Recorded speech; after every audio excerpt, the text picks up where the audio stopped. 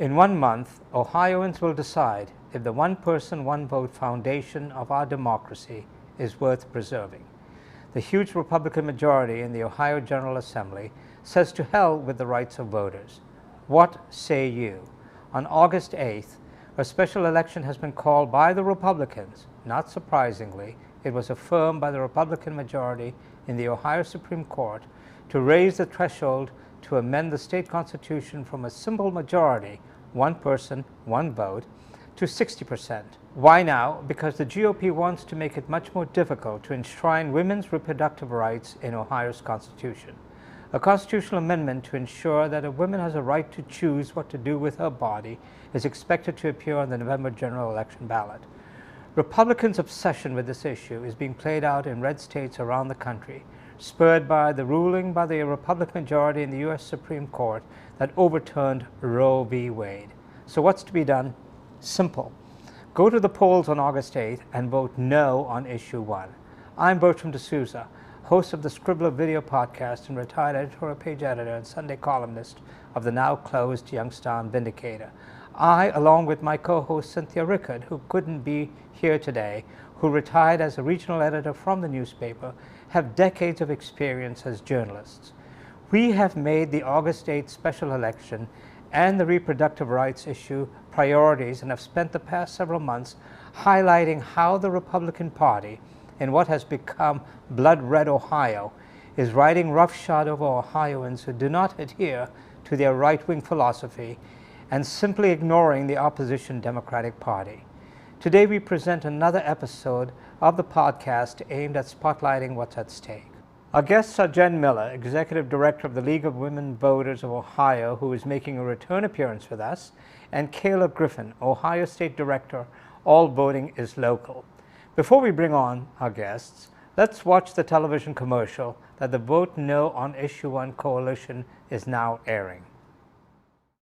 These documents protect our fundamental freedoms. But a constitutional amendment this August called Issue 1 would permanently remove our rights from the Ohio Constitution. Issue 1 ends majority rule in Ohio, undermining the sacred principle of one person, one vote, shredding the idea that we the people decide what happens here, handing corrupt politicians and special interests more control. Protect our rights and the freedom to make our own decisions. Vote no on Issue 1. Thank you both, Jen and Kayla, for joining me today. We've just played the television commercial that the Vote No coalition has been airing, and I must say it is very compelling and very dramatic. So let's discuss it as to with this first. What's the underlying message for those Ohioans who have not been paying attention? Well, first, we're just trying to get the attention of every Ohio voter that there actually is an election this August. It's a special election called for by special interests. And we're asking Ohio voters to really read between the lines and understand that there are special interests trying to trick all of us into voting our rights away. We've had the ability to amend the Constitution since 1912. And some of our best policies here in Ohio have been passed through constitutional amendments, like civil servant protocols, integrating the Ohio National Guard with women and people of color, building 1,200 schools, investing in economic development, raising the minimum wage, and so many other things. It's very difficult to amend the Ohio Constitution already, right, and it does not need to be harder. We need everyone to show up and vote no. And Kayla, before you answer the question about the campaign, tell me about your organization. Tell us about what is yours is a national organization, and you are the executive director of the Ohio chapter. So what is your organization? So our org is All Voting is Local, as you can see in the corner. Right. I'm the state director for Ohio, so I work alongside of 7 other states. We're in 8 different states across the nation, we are very focused our focus is narrowly tailored on the administration of election. So we look at the nitty-gritty of how elections are run, what are the protocols, if there are barriers to people accessing the ballot, and we want to try to solve those and eliminate those problems, particularly for people who have been historically disenfranchised and discriminated against. So Black and brown folks, women, students, senior citizens, and people with disabilities are our primary focus. So we really look at how people access the ballot from that lens of people who have been disenfranchised in the past. The election that we are seeing here in August that is coming up, we're trying to ring the alarm, as Jen said, to let folks know, one, that there is election, but two, that the people that are putting this election on are really trying to confuse and convince the people to just give away our rights. We are being tricked. The ballot language is tricky. It is tricky. It's trying to stumble people up. And so we're trying to educate people on exactly what they will be voting on so they are well informed when they go into the ballot box this election season. And while the election, the last day of voting is August 8th, we say it's an election season because early voting starts on July 11th. So tell the people what it is they should watch for, what is going on with this August 8th election. What's the danger here? You know, what is at stake here, and what is being done by these Republicans as far as undermining the one person, one vote foundation of our democracy? And Jen, if you want to go, and then we'll go to Kayla. The primary change is that instead of ballot issues passing by simple majority, which is 50% plus one, they want them to pass by 60%. So that's essentially one baseball team gets 4 runs, another baseball team gets 6. The baseball team with 4 wins. This idea that a small minority of voters can override policies that the general public of Ohio really want.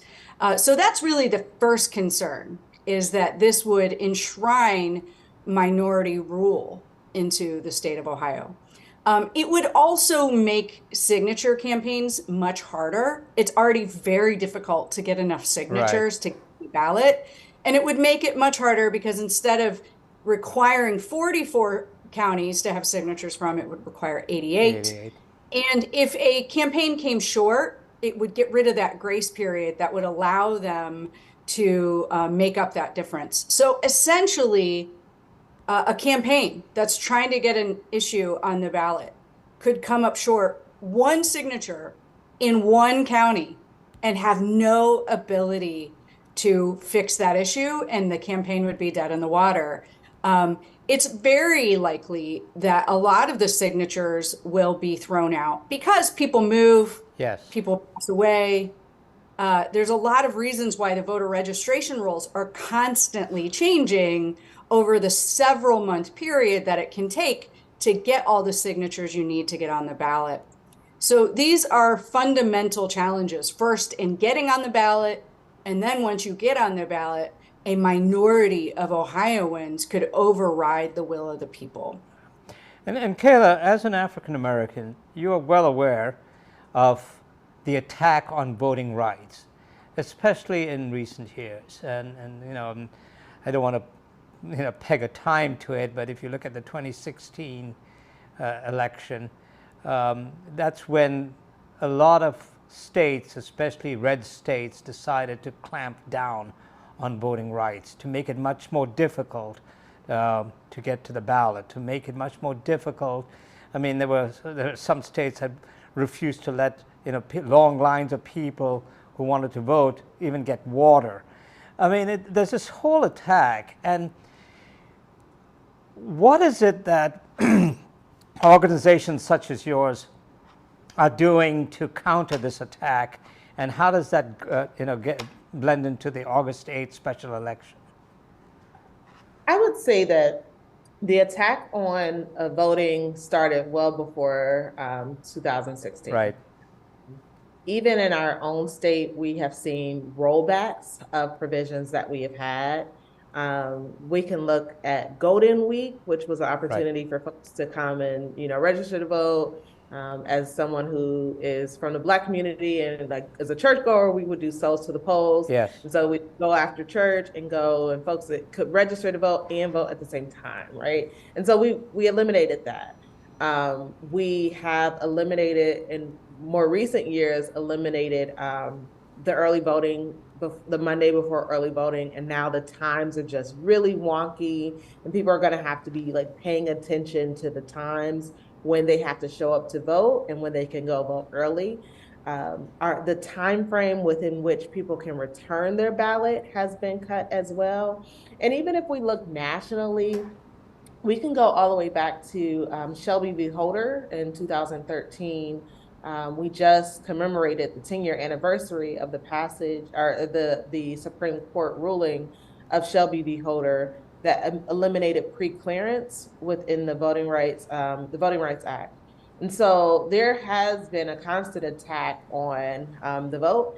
And there's this notion that we just need to vote on election day, and that's the only thing. Not understanding that like people's lives are complex, and we have so much going on, and so it's certainly not lost on our organization and organizers and folks who are out on the ground, particularly in Black communities and brown communities. Our friends over in Nevada and Arizona do a lot of work for indigenous communities as well. And so we definitely plugged in, and people know and they feel the weight of it. So we want to like stop and say like people are feeling the weight of it. But our orgs are talking to lawmakers. We are talking to Board of Elections administrators, and really trying to educate up the people so that they understand and they know that these changes are coming down the pike and you need to be an informed voter. And so regardless of who's in office or what laws are passing, we really want people to be informed and how they are activating and advocating for themselves, so that when I'm long gone from this role, we have a great number of folks who know how to engage with the democratic process and speak up for themselves. They know how to access the Board of Elections meetings. They understand what vote certification is, and that elections are not over on election day, but there's a process. They know how to require and request and demand that every vote is counted when post-election process happens. And so that's what our org is really focused on, and trying to make sure that when elections run smoothly, so does our certifications, and that every vote counts within our states. And Jen, this is an issue that's difficult just on its face, because to get people excited about an issue like this, you really have to go beyond just a television commercial, or you have to go beyond, friend-to-friend cards or whatever it is. So what kind of campaign is being waged to actually convey the message of how important this August 8th special election is, and what's really at stake here? So there's a few things. First off, we have a broad coalition of more than 200 organizations that collectively can represent up to millions of Ohioans. That includes police officers and firefighters, plumbers, construction workers and nurses, faith leaders and teachers, good government groups like Kayla's and mine, local civic organizations, and we're all firmly opposed. Keep in mind that we also have all 4 former governors that are still alive here in the state of Ohio, and 5 former AGs from both parties who are opposed. What we really have is a campaign that I would call tripartisan, which is Republicans, Democrats, and independents all working together to defeat issue 1 in August. And we're doing it mostly through a neighbor-to-neighbor campaign, where we're knocking on doors, we're making phone calls, we're texting, we're doing small press events and small events across the state and little and big communities from Lake Erie to the Ohio River. We are sending postcards, all of this to make sure that Ohioans are hearing from other Ohioans about the fact that our rights are on the line this August. And I think the diversity of our coalition, the fact that hundreds of organizations are doing everything they can to alert voters, is going to turn out in our favor. Our real strategy is to tell voters the truth. And I think voters will hear the truth and be activated and show up.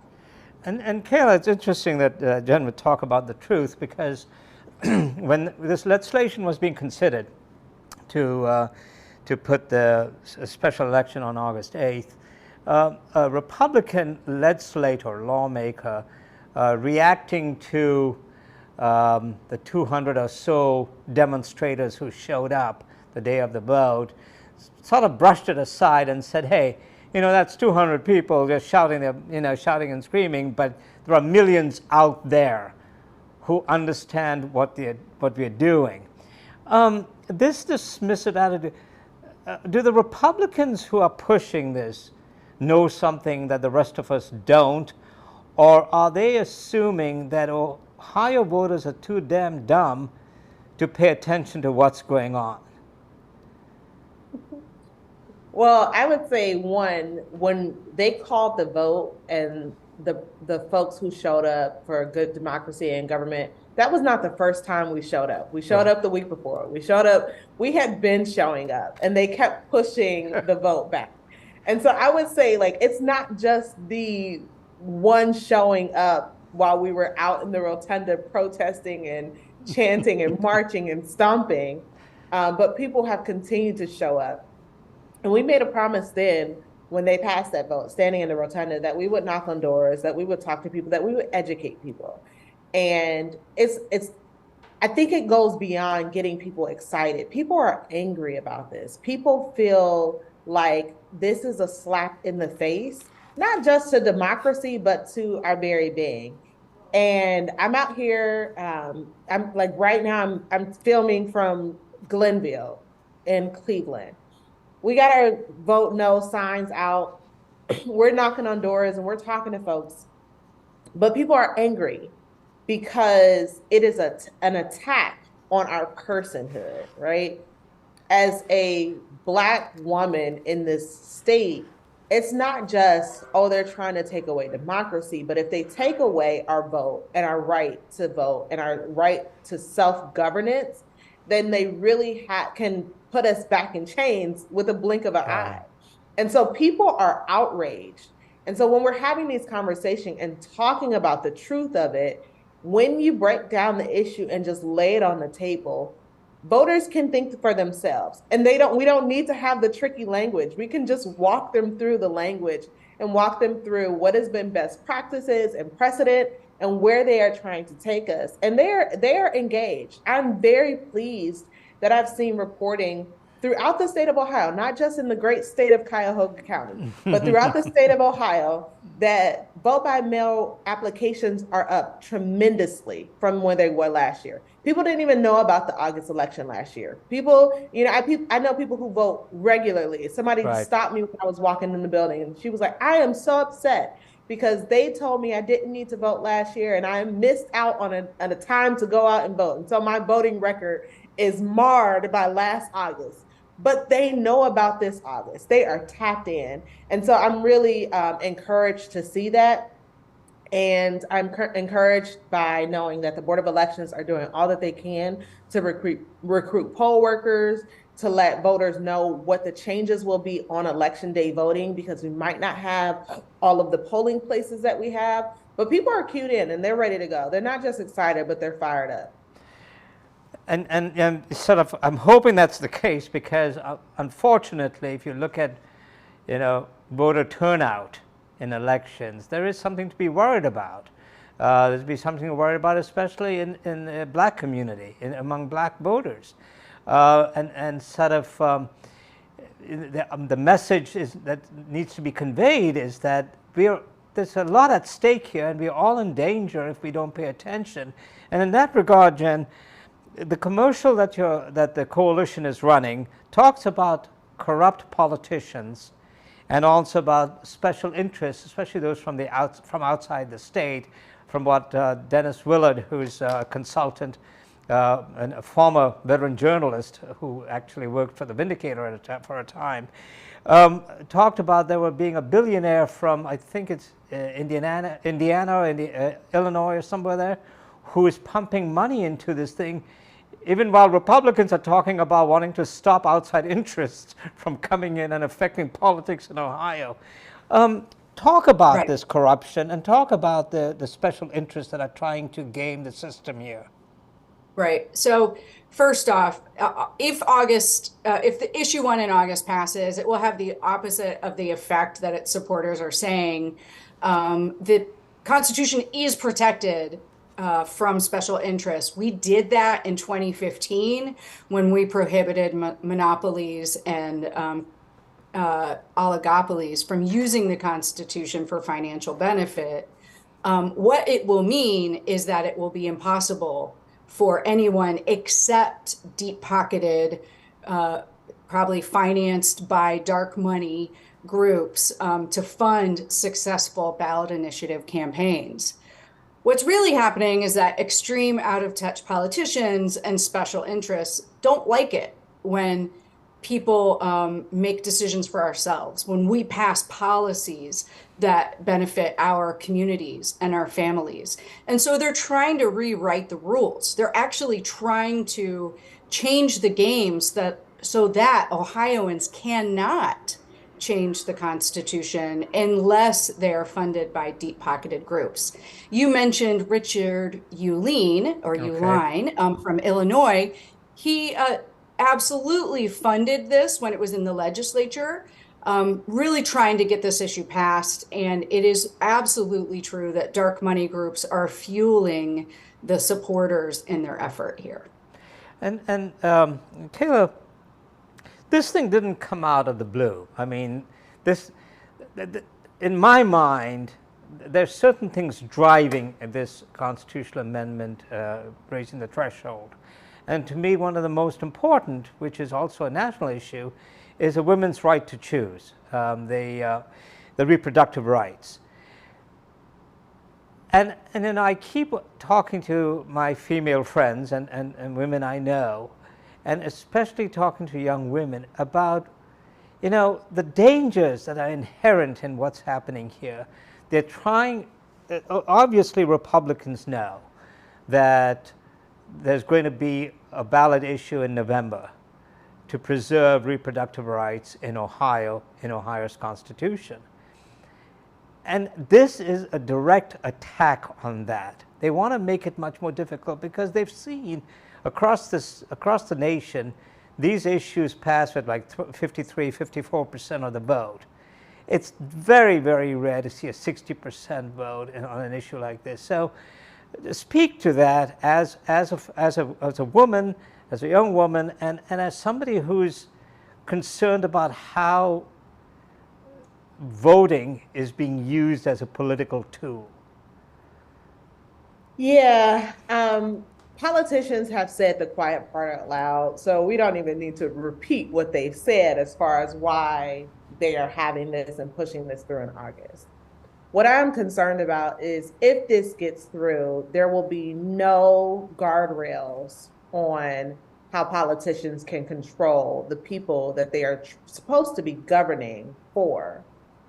Unfortunately, our lawmakers, I tell people that, I say, as in the most nonpartisan way, we don't live in a red state, we lived in a rigged state. We lived in a state that is controlled by powerful people who change the rules to suit their interest when they are losing the game. And that is true for issue 1. That is true for reproductive rights. That has been true with fair maps. That has been true with stacking the courts. It is true all across the gamut. And so when there is an attack on reproductive rights and women's bodies, you can rest assured that there's also going to be attacks after attacks after attacks after attacks. I sit in Cuyahoga County, and Cleveland has some of the highest numbers of infant mortality and Right. maternal death in the nation. Right. We have Cleveland Clinic here. We have University Hospital. Sure. We have Rainbow's Baby Children. We have all of these top tier hospitals in our city, directly in the city of Cleveland. But Black women are dying Yeah. every day giving birth to children. And so this is not about protecting children. This is not about protecting women and their lives. This is about controlling the people of the state of Ohio.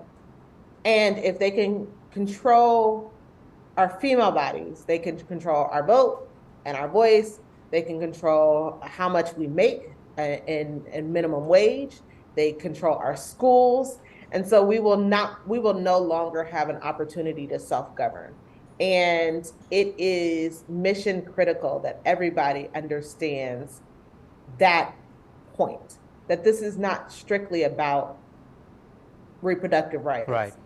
It's about all of our rights in the state of Ohio. Because there is talk about the minimum wage. There is talk about recreational marijuana. There are issues out there that Ohioans want to have a say in. And so, Jen, you talked about 200 or so organizations that have signed on. In talking to representatives of these organizations and in talking to people who are involved in this thing, what are you hearing from them? What has prompted them to become involved in an issue like this? Kayla's really described this perfectly well. People are angry. They understand that this is a power grab that needs to be stopped. We have had the right and the freedom to use constitutional initiatives to make decisions that improve our communities and our families' lives. Ballot issues give us that freedom when politicians fail us or when politicians are corrupt. In 1912, when the constitutional amendment process was created, the Ohio State House was incredibly corrupt, and even Teddy Roosevelt came to the State House to push for this reform. It's a good government reform. It's a being able to use ballot initiatives is a check on power. Right. And so that's why we have so many joined together to vote no in August, because it would end majority rule. It would mean that 40% of voters could block every initiative that the majority wants. It would mean that corporate special interests could continue corrupting the policies and the politics that come out of our government, and we would have no way to address that. And so it's really not hard to get a lot of folks joined together in voicing their opposition to issue 1 in August. We have a clear choice between citizens and corrupt special interests, and that's why we're going to do everything we can to defeat this. And you had mentioned the former governors who are alive who have signed on to this, and attorneys general as well, both Republicans and Democrats. And yet the proponents of this issue seem not to care.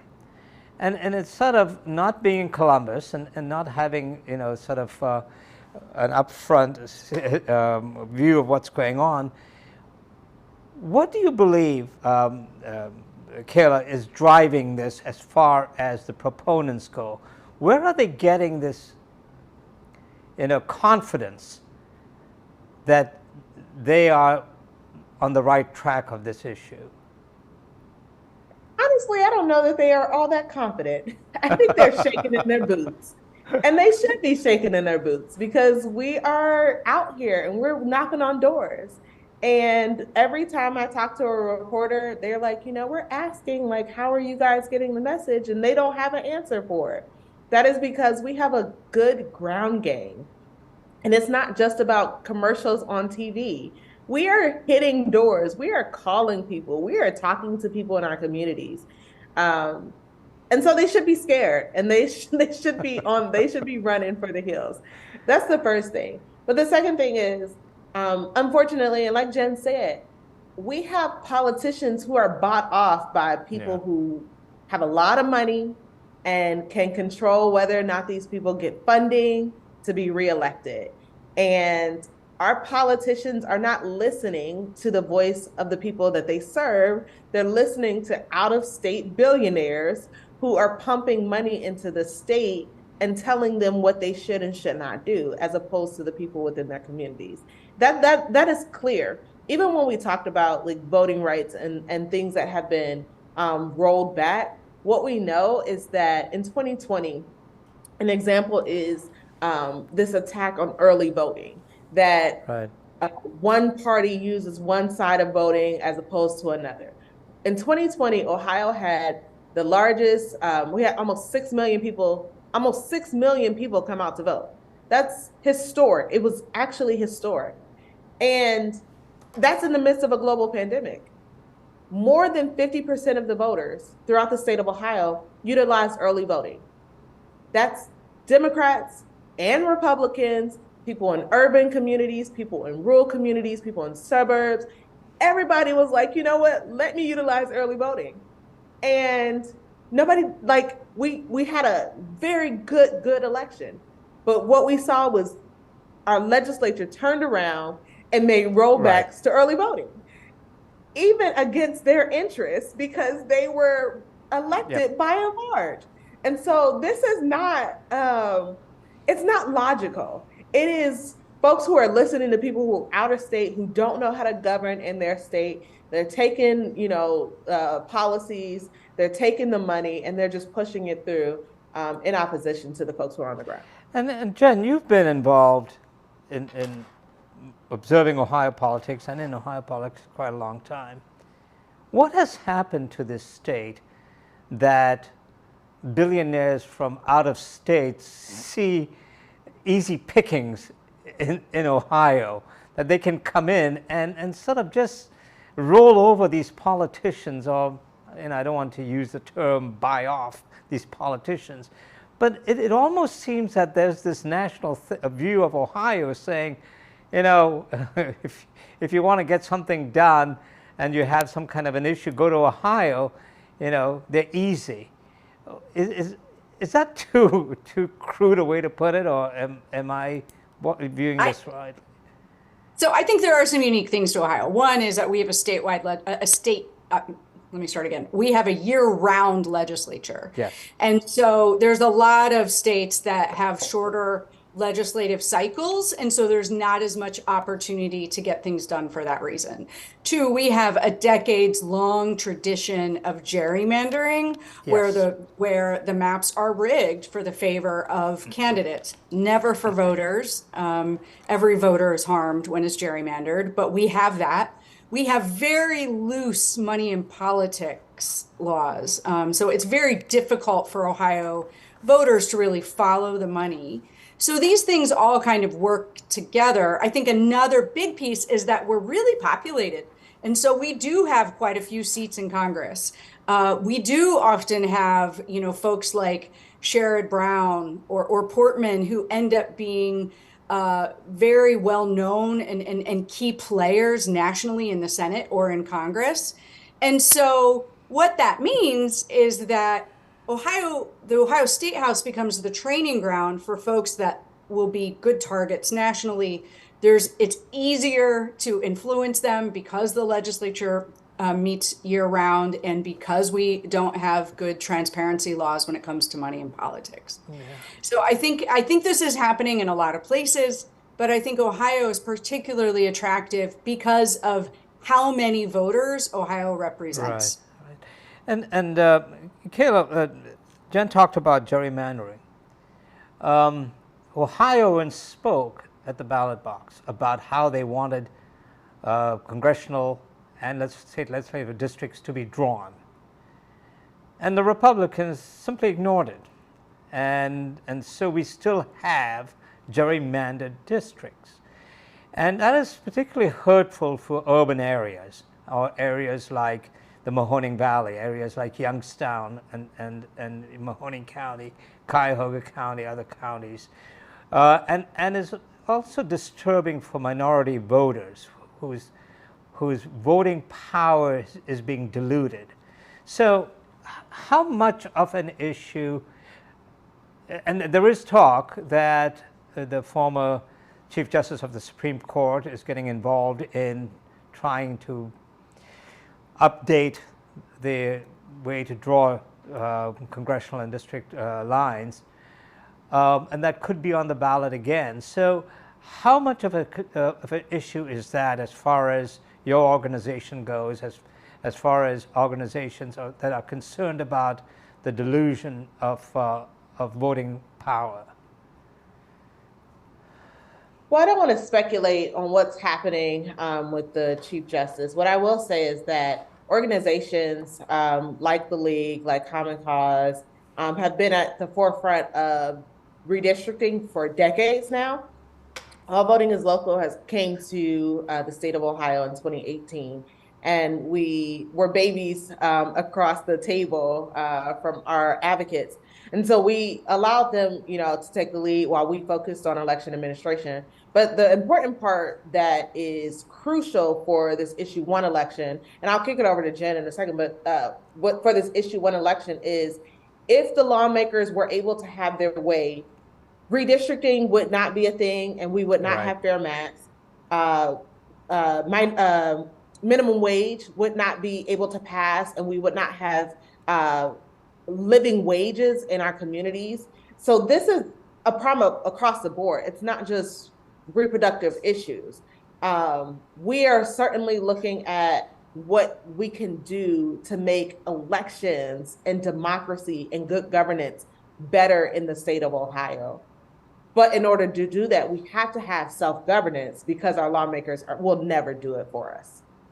Yeah, Jen, you want to speak to that as to, how this whole issue is playing out, and what's at stake as far as not just the reproductive rights issue, but other issues as well? Absolutely. So we are still working on redistricting. Thank you for that, Kayla. You captured that well.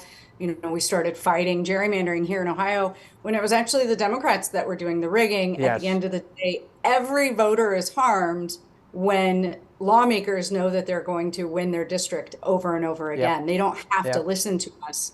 It is, we are exploring new reforms. Those would have to be constitutional ballot initiatives. So if we find a package and we find a coalition, and I think we can, that would really improve mapping through an independent citizens commission, I think that that would be really exciting. It will be a lot harder if issue 1 passes, potentially even impossible, partially because of the signature issue. When we have brought redistricting reform to the people previously, we've needed that cure period or that grace period when a campaign may come up a few signatures short and therefore has, about a week to supplement those signatures. That alone, I think, could make it very difficult to really fix our gerrymandering problem here in the state of Ohio. But it is true that this is about reproductive rights and gerrymandering, but it's also about roads and bridges and school construction and economic development. One thing a lot of people don't realize is that the Ohio Constitution has a debt limit in it of $750,000. So every statewide bond that has improved the communities of all 88 counties has to be a constitutional amendment. And maybe some people don't like that, but here's the thing. If issue 1 passes, it would be harder to fix that too and change the debt limit. And so bottom line, we need everyone to come together and realize that regardless of what issue you're concerned about, issue 1 in August is a threat. So if you are worried about money in politics, or you are worried about minimum wage, or you are worried about economic development and technology improvements, whatever you are about, issue 1 is a direct threat to the people of Ohio being able to make those policies happen. Right. And Kayla, so let's go back to, when does early voting begin, and what kind of strategies are your organization and others adopting to get people to pay attention? and then I'll go to Jen before we sign off and talk about, what we can expect in the next month. So go ahead, Kayla. So the last day to register to vote is on Monday, this coming Monday. I don't know when this is going to air, but Monday, July 10th. Early voting starts. Okay, before you go, I think there was a press release put out about talking about registering to vote. And somebody asked me that if you were already a registered voter, do you have to still re-register for this special election or not? And I think that needs to be clarified. That's a good question. If you are a registered voter and you have not moved, you don't have any changes, you don't have to re-register. Okay. But I always tell people, go check your registration. All right. You don't want to be mixed up in something and, your name got pushed off the rolls like Jen did years ago when they did the list maintenance, right? Just check your registration. Just go on your local board of election. You can do it at the Secretary of State's website. It's voteohio.gov, voteohio.gov. Anybody in the state can use that website. But voter registration, if you've moved, if something has changed, the 10th is the last day to register for this election. And then early voting starts on the 11th. Now, in Ohio, you can vote early in person. You can vote no excuse absentee ballot. That means you would fill out an application, send it by mail or drop it off or, to the drop box or hand deliver it to the Board of Elections and ask them to send you your ballot. And you could put your ballot in the mail. I would say immediately, as soon as you get it, fill it out and put it in the mail. Don't wait, because there are changes to when the ballot has to be received. And so you can start voting in person on the 11th, July 11th. You can ask that the Board of Elections send you a ballot and you return it immediately to your Board of Elections. Or if you are a election day voter, you are committed that you are not going anywhere, you will not be in the hospital on election day, something is not going to happen, catastrophe, and you want to wait until August 8th, the last day to vote will be August 8th. Right. And that information is really important because I think people need to clearly understand what options are available to them. Because they don't because when you say special election, all of a sudden, people don't think it's like a regular election. They think, there's different rules apply. So Jen, between now and election day, August 8th, when we'll know how Ohioans have decided, what can we expect? What are your organization and others like yours doing and planning to do? So we have folks every day knocking on doors, making phone calls. The league will be texting 200,000 voters in the next few weeks. We have 30,000 postcards we're sending out.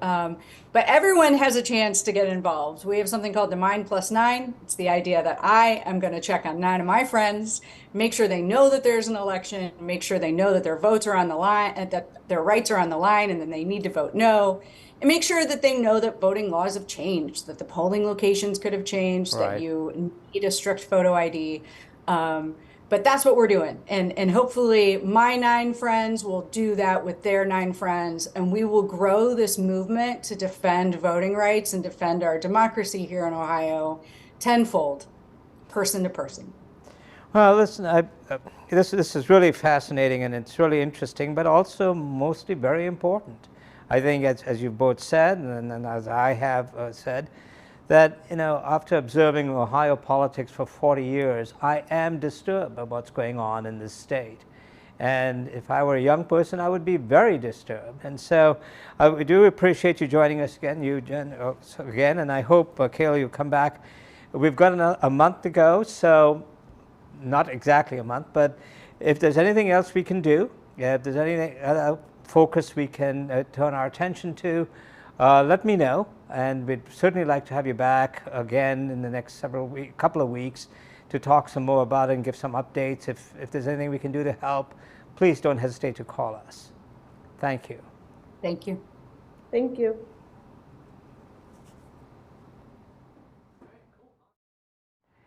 Thank you for watching this important podcast.